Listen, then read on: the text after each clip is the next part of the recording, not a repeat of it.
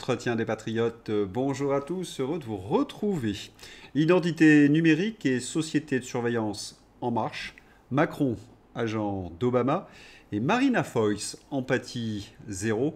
Avant de traiter ces trois informations et beaucoup d'autres, actualité très riche, vous connaissez la coutume sur cette chaîne. Je commence toujours mon entretien par remercier ceux qui m'ont permis justement de le produire, car ils m'ont financé à l'aide des merci rémunérateurs.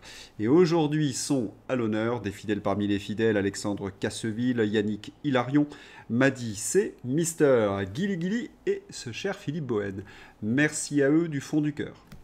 Et puis je tenais à vous remercier pour votre fidélité. Oui, il faut aider la réinformation en ces temps de graves menaces sur la liberté d'expression. Alors comment faire? Eh bien c'est simple, il suffit de lever le petit pouce, écrire de gentils messages, diffuser sur d'autres réseaux sociaux et puis surtout, n'oubliez pas d'activer la cloche notification.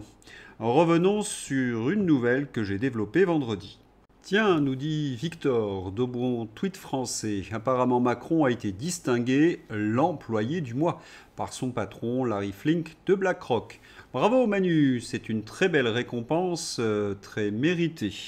Bon, c'est pas une nouvelle, hein. Macron agent atlantiste, c'est ce que nous dénonçons depuis des années. C'est un young leader depuis 2012 et qui défend donc les intérêts de la caste mondialiste. Et c'est pour cette raison qu'en 2017, tous ces mondialistes ont appelé à voter pour le poudrer.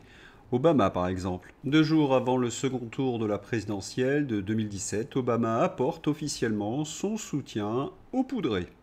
C'était bien une nécessité vitale que le poudré soit élu pour ces mondialistes. Et nous mesurons aujourd'hui les fameuses réussites et les fameux succès dont parlait Obama en 2017 d'Emmanuel Macron. Désastre économique et social français, submersion migratoire, fédéralisme en marche, pandémie et guerre à l'Est. Les fameuses valeurs d'Obama. Cela donne une idée de qui donne les ordres à la France. Et ça, pour les médias collabos français, c'est pas du tout de l'ingérence. Et oui, ma chère Patricia, ces merdias étaient financés, sous le temps de Joe Biden et d'Obama, par l'USAID et par George Soros.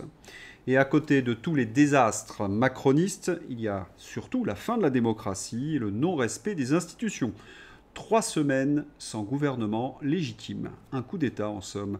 Déçu des annonces de Le Cornu, la gauche attend encore des gages sur la rupture. Le Premier ministre illégitime, Le Cornul, avait promis une rupture. Pour la gauche et les syndicats, ces premières annonces budgétaires sont très loin du compte. Le chouchou de Brigitte est donc toujours à la case départ. Les partis politiques, comme le Parti socialiste, ne veulent plus entrer dans ce gouvernement titanique. Il faut dire que les militants commencent sacrément à grogner et les dirigeants socialistes ne savent plus comment les calmer. Quant aux macronistes, je viens de vous le dire, ils sont prêts à un énième coup d'État contre la démocratie.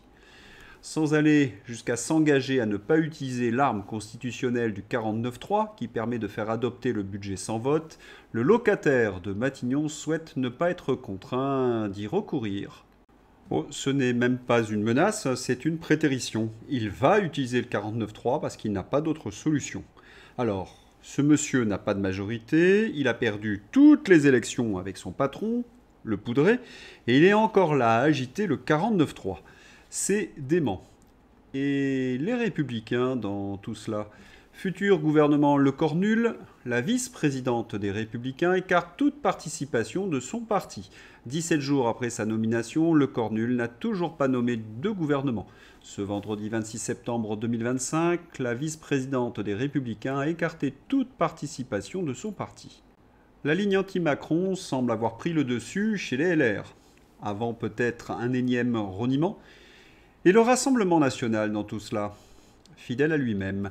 Non, je ne demande pas la démission d'Emmanuel Macron. Mais qu'est-ce que c'est que ça?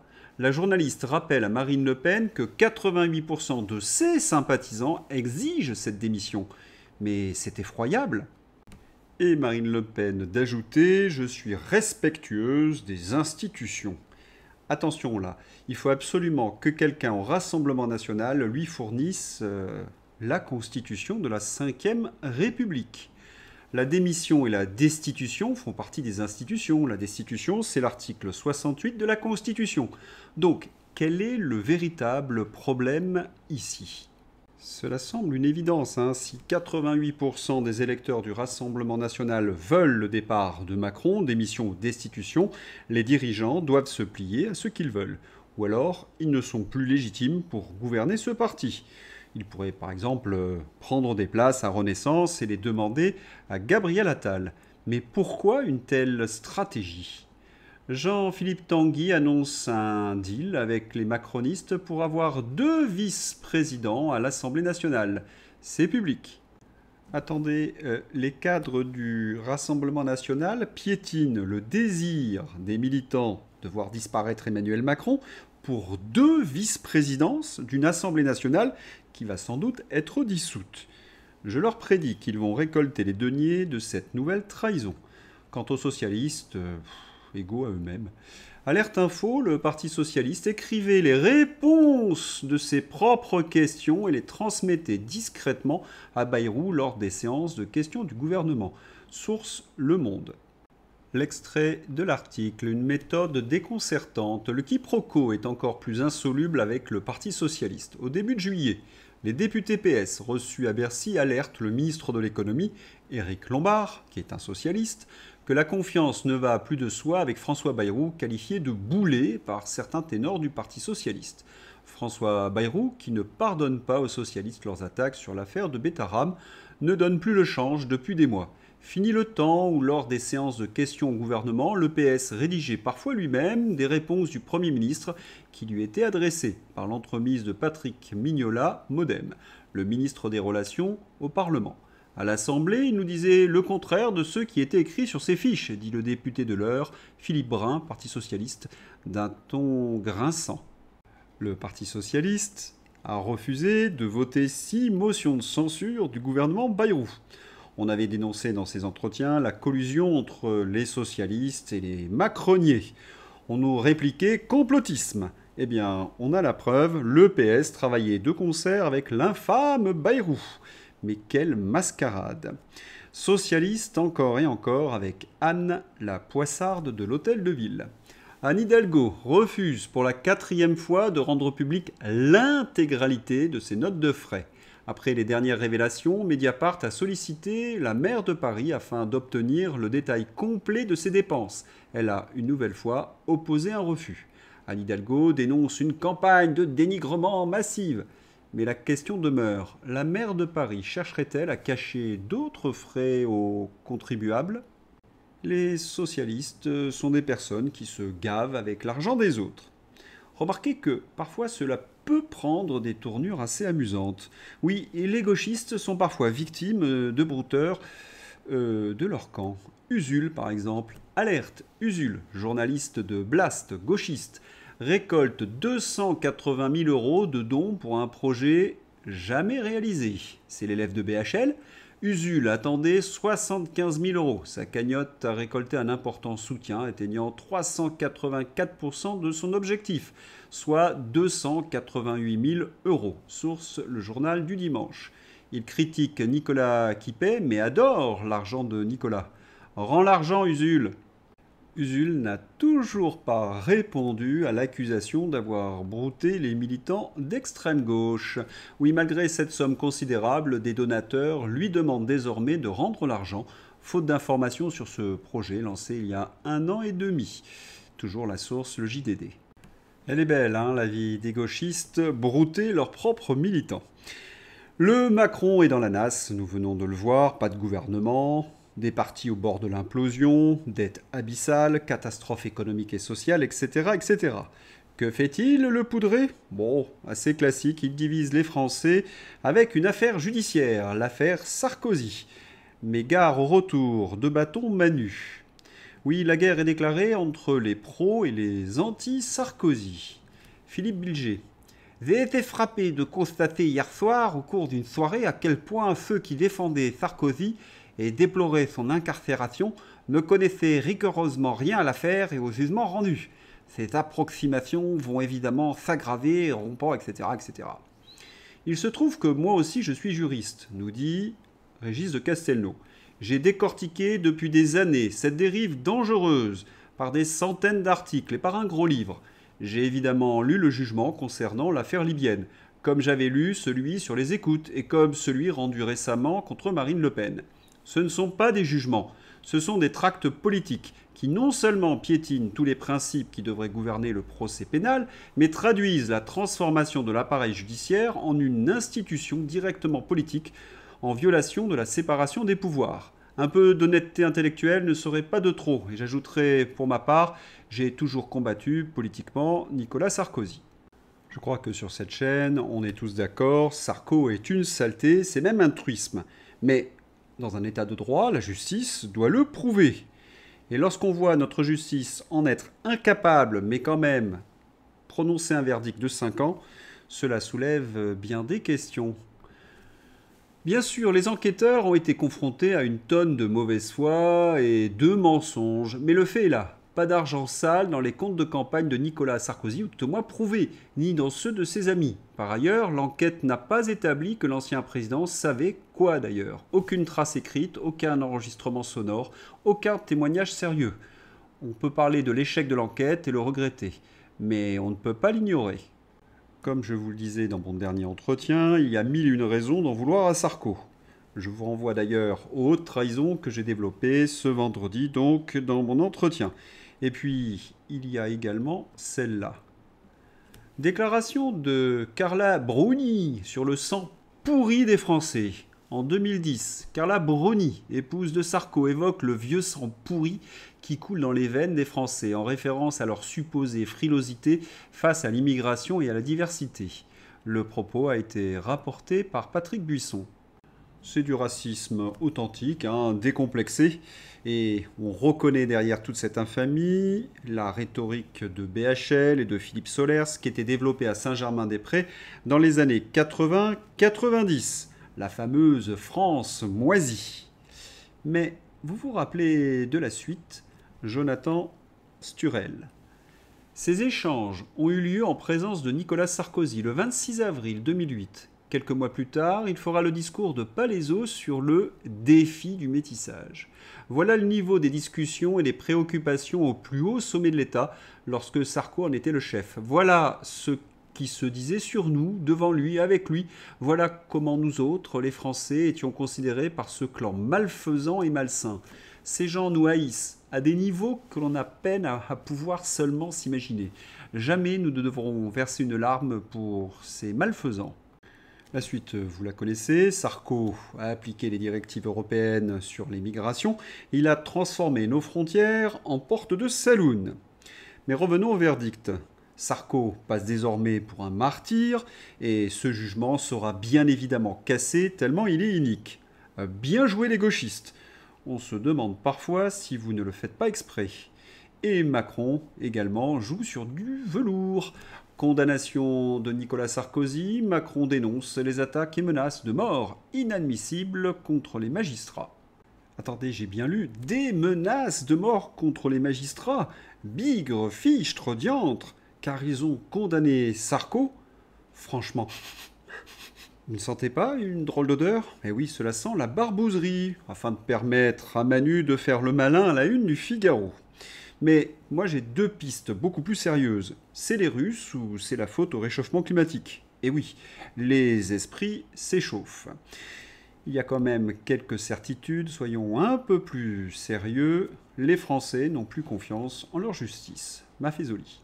C'est-à-dire que le peuple ne se reconnaît plus dans cette justice. C'est ça. Et ça, c'est grave, vous voyez. Quand le pouvoir institué n'est plus en phase avec la puissance populaire, ce qui me paraît être le cas actuellement, nous sommes dans un moment où l'ère des soulèvements n'est pas loin. Et où le sang peut couler. Oui, la colère gronde. 52% des Français n'ont pas confiance dans la justice de leur pays. Cette défiance nous pousse à agir. C'est pour cette raison qu'Elisabeth Louvel a lancé un mouvement pour surveiller les décisions de justice. Mais cette défiance des Français vis-à-vis de leurs magistrats peut se résumer par cette formule: sévère avec les opposants politiques, laxiste avec la gauche et les migrants. Rappelons-nous l'épisode des Gilets jaunes. La France avait même été pointée du doigt par les grandes instances internationales. Déclaration du 14 juillet 2019 à l'ONU. Un groupe d'experts, donc à l'ONU, dont le rapporteur spécial sur la liberté de réunion pacifique, Clément Niatalossi-Voul, a dénoncé des restrictions graves et disproportionnées au droit de manifester. Il pointait du doigt les interdictions administratives de manifester, les fouilles arbitraires, les confiscations de matériel et un nombre élevé d'interpellations et de gardes à vue, plus de 8000 à l'époque. On avait appelé cela la judiciarisation des Gilets jaunes. Les juges s'étaient fait donc les complices de Macron et ses sbires. Appel de la haut-commissaire Michelle Bachelet le 6 mars 2019. Lors d'un discours à Genève, elle a exigé une enquête approfondie sur l'usage excessif de la force, arme non létale comme les LBD grenades, qui a causé des milliers de blessés graves, environ 2500 à l'époque. Elle a souligné que les Gilets jaunes manifestaient contre l'exclusion économique et que la réponse française était disproportionnée. 12 euphémismes. La CEDH a ainsi également condamné la France à plusieurs reprises pour des manquements judiciaires, enquêtes lentes ou insuffisantes et des verdicts sévères et disproportionnés, et des pratiques restrictives renforçant les recours des victimes de violences lors des Gilets jaunes. Plus de 100 plaintes liées au mouvement sont en cours devant la CEDH. Les juges sont bien les complices du pouvoir. Par contre, si vous êtes un agresseur venu d'ailleurs, vous n'irez pas longtemps moisir à l'ombre. Un sondage de 2023. 81% des Français pensent que la justice est bien trop laxiste.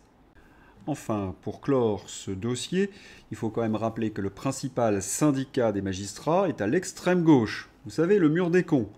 Et là, j'ai quand même besoin d'explications. Comment peut-on juger de manière impartiale si on est un militant et qui plus est d'extrême gauche? Je crois qu'on a la réponse.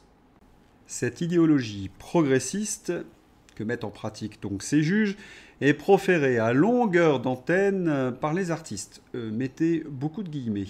Marina Foïs. C'est qu'on est à une époque où on parle beaucoup de bienveillance et d'empathie, qui sont des mots qui reviennent tout le temps. Je ne comprends pas le problème empathique vis-à-vis du sort des migrants. Je ne comprends pas le problème d'empathie vis-à-vis des migrants. Pourquoi ils n'auraient pas le droit d'avoir les perspectives que nous, on s'accorde? L'intégration culturelle, moi, je m'en fous. Marina Foïs, en promo sur RTL. Je ne sais pas vous, mais j'en ai assez de cette imposture, que tous ces artistes viennent jouer leur rôle de gentils progressistes qui présentent leur petit cœur bleu en disant « moi j'aime les migrants ». Ce n'est pas tout à fait la réalité, je dirais même que c'est l'inverse. Marina Foïs empathie pour les migrants, mais ce qu'elle veut, ce sont des nouveaux damnés de la terre. Elle a besoin peut-être d'une bonne chez elle, garder ses enfants ou avoir ses livreurs de sushis. Les migrants sont appelés par le patronat essentiellement pour faire baisser les salaires des Français. Et on sait comment ils terminent. Ils pourrissent généralement dans les banlieues où ils sont plus touchés que les autres par la délinquance, le chômage, le trafic de stupéfiants et le fanatisme.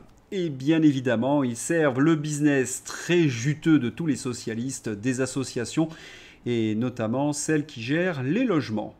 Oui, des esclavagistes. Et pas la moindre empathie pour les Français. 37% des Français ont déjà renoncé à se soigner, 35% des Français ne mangent pas à leur faim, 40% des Français ne partent pas en vacances, et Marina, tous les Français ne vivent pas dans des quartiers chics. Elle a en effet un incroyable appartement haussmannien en plein cœur de Paris. Et c'est elle qui l'a dessiné. Marina Foïs a ouvert les portes de son sublime appartement parisien. L'occasion de découvrir que l'actrice est fan d'architecture. Et elle a certainement quelques migrants pour la servir, pour maintenir son standing. Pour les Français, c'est vraiment la double peine. Il y a cette semaine le procès de Claire Géromini, agressée sexuellement par un migrant sous OQTF. Hier, on apprenait qu'une dame de 80 ans avait été agressée sexuellement par un Afghan. Cette semaine, un gamin de 15 ans a été agressé par un Algérien sous OQTF. Il n'y a pas une semaine sans ce genre de fait atroce. Mais pour les gens du 16e arrondissement, non, on ne comprend pas. Tarpin-Serrand, il y a une contrepétrie ? Au lieu d'insulter Marina Foïs, d'être une bobo écolo-gauchiste hypocrite et déconnectée de la réalité qui côtoie les clandestins quand il lui apporte son Uber Eats ou fait son ménage, je propose de financer un séjour tout inclus à Marina dans un quartier avec une très forte proportion d'immigration clandestine. On n'en manque pas dans le nord parisien. Elle devra vivre dans une rue avec une salle de shoot, avec obligation de se promener seule à pied tous les jours entre 22 h et minuit dans le quartier, sans aucun moyen de défense, au milieu des meutes de clandestins qui picolent, fument et agressent tout ce qui bouge. La promenade devra durer minimum 1 heure et pour rendre le tout encore plus immersif, elle n'aura pas le droit d'appeler la police vu que ce sont d'affreux personnages. Je lui propose de faire cela pendant 1 mois. Elle abandonnera au bout de 3 jours. Moi je dirais dès le premier soir. Et c'est peut-être cela qui est insupportable, leur hypocrisie, parce que toutes les femmes à Paris savent désormais que les rues ne sont plus sûres pour elles, qu'il n'est plus possible de prendre les transports après 9 h du soir sans se faire enquiquiner. 12 euphémismes. Oui, il y a une part d'hypocrisie chez tous ces artistes. Et derrière le phénomène Marina Foïs, il y a le problème du logement. La crise du logement, savamment orchestrée par le macronisme. La dynamique, la fin de la propriété privée. Sans parler de l'épargne par vase communicant qui sera plus facile à réquisitionner. Une population déracinée, ruinée, qui sera forcée d'accepter toutes les fausses solutions qu'ils nous proposeront. Oui, comme le dit Béatrice, c'est incompréhensible, l'apathie des Français. Aujourd'hui, l'immobilier n'est plus rentable. Plus aucun banquier ou agent immobilier ne vous conseillera d'acheter un appartement pour le louer à un étudiant ou à une famille. Vous n'aurez plus rien et vous serez heureux. Vous vous souvenez tous de cette prédiction de Klaus Schwab. Mais pourquoi veulent-ils nos logements ? Simple, les fonds d'investissement comme BlackRock possèdent des montagnes de liquidités qui sont très volatiles sur les marchés. S'il y avait une crise, eh bien la montagne, elle pourrait fondre. L'immobilier a donc de très gros avantages. Cela va sécuriser ces montagnes d'argent qui ne seront pas ainsi impactées par la volatilité des marchés. Et puis, la pierre, cela rapporte des loyers. Et vous pensez bien que ces BlackRock et autres n'auront aucun problème de squatteurs. Et pour mettre en place ce plan, rien de tel que l'identité numérique. Starmer annonce que la BritCard, la carte d'identité numérique, sera gratuite et obligatoire. Si c'est gratuit, c'est vous le produit. Larry Ellison, propriétaire d'Oracle, CBS, CNN et bientôt TikTok, prône la centralisation des données et une surveillance totale. Les citoyens se comporteront de manière irréprochable car nous surveillons et enregistrons constamment tout ce qui se passe. C'est ce qui avait été mis en place au World Economic Forum. J. Michael Evans, président du groupe Alibaba au Forum économique mondial. Nous avons développé une technologie qui permet aux consommateurs de mesurer leur empreinte carbone. D'où ils voyagent, comment, ce qu'ils mangent, ce qu'ils consomment. Ils se vantent d'avoir développé un outil de suivi de l'empreinte carbone individuelle pour surveiller ce que vous achetez, ce que vous mangez ou comment vous voyagez. Ces outils seront un jour reliés à votre identité numérique et l'État pourra décider ce que vous avez le droit d'acheter ou non. Vous avez consommé trop de viande, il vous interdira d'en acheter. Vous avez trop pris l'avion, il vous interdira de voyager. Votre Digital ID deviendra votre tracker d'empreinte carbone individuelle. Le futur est en marche, d'abord au Royaume-Uni, puis dans l'Union européenne. La finalité sera le crédit social à la chinoise. Mais ne croyez pas que c'est un projet futur. Il s'est mis en place, et notamment en Angleterre. 12 000 personnes arrêtées en 2023 en Angleterre pour leur opinion contre 3 319 en Russie. Et c'est la Russie que l'Union européenne s'obstine à décrire comme une dictature pour justifier de lui faire la guerre. Sans doute pour apporter aux Russes la démocratie qu'on n'a pas. Keir Starmer est à 13% de popularité. Il n'a plus rien à perdre. Il est haï et il s'en fiche, comme tous les mondialistes. Du coup, il fait bosser le fils de Tony Blair qui se voit confier la mise en place du pass numérique. Le World Economic Forum, une secte malfaisante, choyée bien évidemment par les médias, qui sont financés par cette secte. Allez, un dessin pour résumer ce qu'il y avait dans le programme du World Economic Forum. Le virus, c'était pour le pshout. Le pshout, c'était pour le QR code. Le QR code pour l'identité numérique. Et l'identité numérique pour le crédit social. Mais surtout, ne venez pas me chatouiller avec le mot complotisme. Parce que ce que je viens de vous montrer, c'est écrit noir sur blanc par Klaus Schwab dans la grande réinitialisation. Klaus Schwab, c'est l'ancien patron du World Economic Forum en 2020.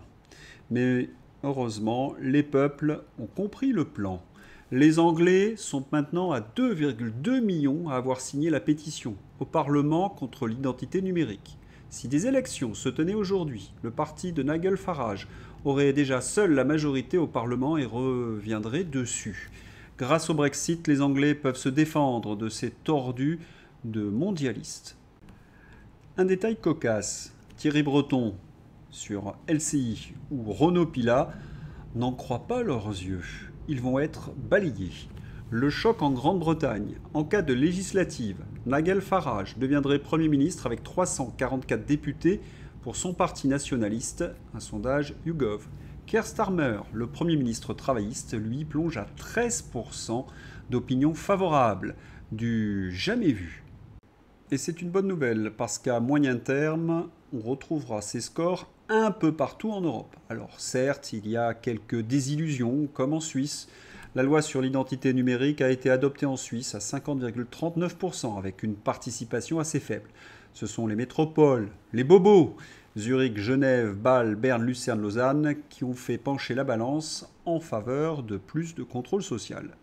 Autre déception, les élections en Moldavie. Le parti pro-européen a dépassé le score de plus de 50%. Mais rappelons les conditions de cette élection. Nous étions le 19 mai pour la Roumanie. Attention, pour la Roumanie. Pavel Durov, le fondateur de Telegram, révèle que la France lui a demandé de censurer les chaînes conservatrices roumaines avant les élections présidentielles. Macron n'a plus aucune limite. Nous étions le 19 mai. Hier, Moldavie. L'État macronien aurait demandé à Pavel Durov, CEO de Telegram, en usant de chantage, de fermer des canaux d'opposition au pouvoir pro-Union européenne et pro-OTAN en Moldavie. La démocratie sauce Macron et Pustula. Le témoignage sidérant de Pavel Durov.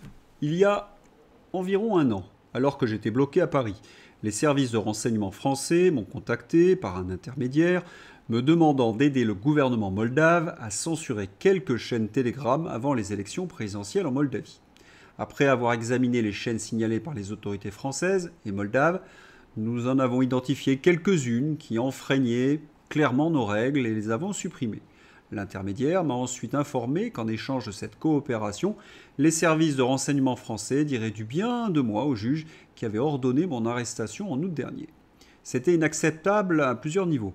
Si l'agence avait effectivement contacté le juge, cela constituait une tentative d'ingérence dans le processus judiciaire. Si elle ne l'avait pas fait et avait simplement prétendu l'avoir fait, elle exploitait alors ma situation juridique en France pour influencer l'évolution politique en Europe de l'Est, une pratique que nous avons également observée en Roumanie. Peu après, l'équipe Telegram a reçu une deuxième liste de chaînes moldaves dites problématiques. Contrairement à la première, la quasi-totalité de ces chaînes était légitime et pleinement conforme à nos règles. Leur seul point commun était d'exprimer des positions politiques désapprouvées par les gouvernements français et moldaves. Nous avons refusé de donner suite à cette demande. Intéressons-nous à celle qui gouverne la Moldavie, cette pro-européenne, Maia Sandu.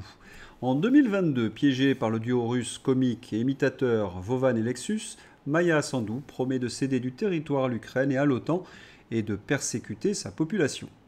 Mais qui peut lui donner de tels conseils? On cherche et on trouve. Le parti de l'ingérence Soros est en tête du comptage en Moldavie. Oui, ils ont gagné les élections avec plus de 50% des voix. On y croit, on y croit. Kaja Kallas prévient d'une guerre hybride russe. Bruxelles va donc superviser les élections en Moldavie au nom de la lutte contre l'ingérence normale, quoi. Autrement dit, on truque les élections pour éviter qu'elles soient truquées. Et puis, pour gagner une élection, rien de tel que les bonnes vieilles méthodes. Thierry Mariani. Monsieur Mariani. Les ingérences en Moldavie sont intolérables, toutes. Comme celle qui consiste 10 jours avant la présidentielle moldave, quand Mme von der Leyen se rend à Kishinev pour promettre 1,8 milliard d'euros. De même, quand en ce mois d'août, le président Macron, le chancelier allemand et Donald Tusk se sont rendus en Moldavie pour soutenir Maia Sandu et peser sur les législatives de septembre prochain. Dans les deux cas, le message est clair. Votez Sandu et vous aurez l'argent de l'Europe. Toutes les manipulations sont intolérables. Que dire quand un référendum est gagné d'extrême justesse grâce au vote de la diaspora moldave à l'étranger et que cette diaspora moldave en Russie n'a pas pu voter où résident pourtant 500 000 Moldaves. Toute la justice doit être équitable. Que dire quand un gouverneur, celui de la Gagaouzie, prend 7 ans de prison tout simplement pour être d'un parti qui n'est plus accepté en Moldavie. Toutes les ingérences doivent être dénoncées, y compris celles qui viennent de cet hémicycle. En Moldavie, l'Union européenne a utilisé tous les moyens pour faire élire la présidente qui lui convient, allant jusqu'à promettre 1,8 milliard d'euros d'aide avec vos impôts. Quand les ingérences viennent de Bruxelles, vous devez les appeler soutien à la démocratie. C'est beaucoup plus présentable. Tous ces politiques et ces journalistes mainstream, c'est l'art de vous faire prendre des vessies pour des lanternes ou des drones multicolores pour des drones russes. Qui peut croire un seul instant que les Russes utilisent des drones qui clignotent rouge et vert pour survoler l'Europe? Même sur LCU, c'est trop gros. Séquence surréaliste sur LCU. Un chroniqueur laisse entendre que certains pays gonflent les menaces de drones russes pour que ça aille plus vite au niveau du financement et de l'opinion. Au cas où le narratif de la peur des Russes ne vous serait pas apparu aussi manifestement foireux que la collusion service public-parti socialiste. Le but est de faire cracher leur pognon à leur population, lobotomiser à la propagande LCU. Oui, là quand même, trop c'est trop. Les méchants Russes qui depuis environ 5 jours envoient sur le Danemark et la Norvège des drones de reconnaissance bien visibles, avec une jolie lumière bleue, pour faire de belles images au JT de LCI et de BFM TV et des autres chaînes, objectifs stratégiques du moment. Cela m'interpelle, surtout venant d'un pays réputé pour la subtilité de ses actions clandestines. Bien sûr, l'origine demeure inconnue, dans une zone ultra surveillée par l'OTAN. Un peu comme pour les sabotages des gazoducs Nord Stream dans la même zone. On ne sait toujours pas qui c'est d'ailleurs, J'écarte l'explication farfelue avec des plongeurs ukrainiens. Où l'origine est-elle gênante? La réponse est certainement dans la question. Si vous voulez avoir également d'excellentes analyses sur le conflit et tout ce qui se passe à l'Est, n'oubliez pas le bulletin 257 de Xavier. Danger notamment en mer Baltique. Comme avec les drones, il semblerait qu'il y ait une entourloupe. Maria Zakharova a déclaré que la Troisième Guerre mondiale commencera très bientôt si les informations sur les plans de Kiev pour mener une opération sous faux drapeau en Roumanie et en Pologne se confirment. D'après les informations disponibles, le plan consiste à réparer plusieurs drones russes abattus, à les envoyer sous l'apparence de drones russes vers des hubs de l'OTAN en Pologne ou en Roumanie, à mener une campagne de désinformation en Europe afin d'accuser Moscou de tout et ainsi déclencher un conflit armé entre la Russie et l'OTAN. Maria Zakharova est porte-parole du gouvernement russe. Il y a de plus en plus de signaux très inquiétants. L'Italie vient de dire aux hôpitaux de se préparer à accueillir les blessés de guerre, comme en France et en Allemagne. Il se passe quoi, là? Béatrice Rosen. La seule façon de cacher le désastre économique et social européen et que les dirigeants s'en sortent est de nous plonger dans une guerre. Cela fait 2 ans et demi qu'ils essaient sans relâche. Ils peuvent malheureusement finir par y arriver et nous entraîner tous dans l'abîme. Attention à la propagande qui arrive. On a vu que pour la pandémie, ils étaient prêts à tout. Florian Philippot, étiez-vous au courant qu'il y a quelques jours, la France a mené un grand exercice, le plus grand au monde, de préparation à un début de guerre en France par une cyberattaque systémique, Rempart 25? Au même moment, l'Allemagne produit un plan d'accueil massif de soldats blessés dans ses hôpitaux, comme l'Italie. Le Danemark veut déclarer l'état d'urgence nationale suite à une obscure affaire de drones clignotants. La BCE publie un document « Restez calme et conservez quelques liquidités chez vous ». Que se passe-t-il vraiment? Début de guerre contre la Russie ou vaste opération d'ingénierie sociale qui s'accélère? Oui, cela devient complètement fou. Certains m'écrivent et me disent « Ils ne sont pas assez fous pour faire une chose pareille ». Vraiment, rappelons-nous. Le nombre de cancers explose dans le monde. Ça doit être le réchauffement climatique, je ne vois que cela. C'est un élément de réponse, non? Et la façon dont ils traitent par exemple nos agriculteurs. Le nombre d'agriculteurs est passé de 1,2 million en 1980 à 400 000 en 2024. Sur la même période, le nombre de fonctionnaires du ministère de l'Agriculture est passé de 18 000 à 36 000. Moins 66% d'agriculteurs, plus 100% de fonctionnaires. Vous voyez où est le problème? Vous avez compris ce qu'ils veulent, c'est détruire ce que nous sommes. Après nos agriculteurs, nos enfants. Au collège, on m'a dit que je ne suis peut-être pas un garçon. Au collège, on m'a dit que je ne suis peut-être pas un garçon. Résultat du programme EVARS qui inculte à des gamins de 5e que sexe et genre seraient différents. Le rôle de l'éducation gouvernementale, c'est de semer le trouble dans l'esprit des élèves sur leur identité sexuelle. Aujourd'hui à l'école, on nous a lu un conte dans lequel la princesse était un homme. Sous couvert de liberté d'être soi, l'éducation gouvernementale endoctrine nos enfants avec la complicité de syndicats wokistes et la lâcheté de médias conformistes. L'histoire les jugera plus vite qu'ils ne croient. Et avec ce wokisme, ils essaient de détruire notre culture, nos monuments. Acte antichrétien, 86 sénateurs signent une tribune choc. Des députés et sénateurs de tous les partis doivent se consacrer à la lutte contre les actes antichrétiens. Il faut absolument relayer cette information. Après toutes ces mises en garde, c'est l'heure d'ouvrir la page fantaisie avec Louis Sarkozy et sa mangue. Louis OSS 117 Sarkozy, j'ai goûté une mangue en Colombie après 1h30 de balade à cheval. Je ne savais pas qu'un fruit avait un tel goût. Vous imaginez qu'avec une telle phrase, les réseaux sociaux s'en sont donnés à cœur joie. Urgent, Louis Sarkozy a entamé une grève de la mangue pour exiger que son père, Nicolas, soit libéré de prison. Après Pédiavenir, la version parodique du Gorafi. Louis Sarkozy promet d'apporter des mangues à son père en prison. Il y a également les élections à Menton. Quel est le slogan de Louis Sarkozy ? Mangez des mangues, Louis Sarkozy. Bien vu. Et Carla Bruni a décidé de voler au secours de Nicolas Sarkozy. Pour venger l'incarcération de son mari, Carla Bruni annonce la sortie d'un nouvel album. Il y a quelqu'un qui m'a dit, enfin vous connaissez la suite, ah nos présidents de la République, ils nous font honneur. Regardez-les. Après le virus Frankenstein, si c'est vrai, ne manquez pas le prochain varieur Covid Predator, bientôt sur vos écrans mainstream pour vous terroriser. Voilà, c'est tout pour aujourd'hui, je vous souhaite une excellente journée, à bientôt, au revoir.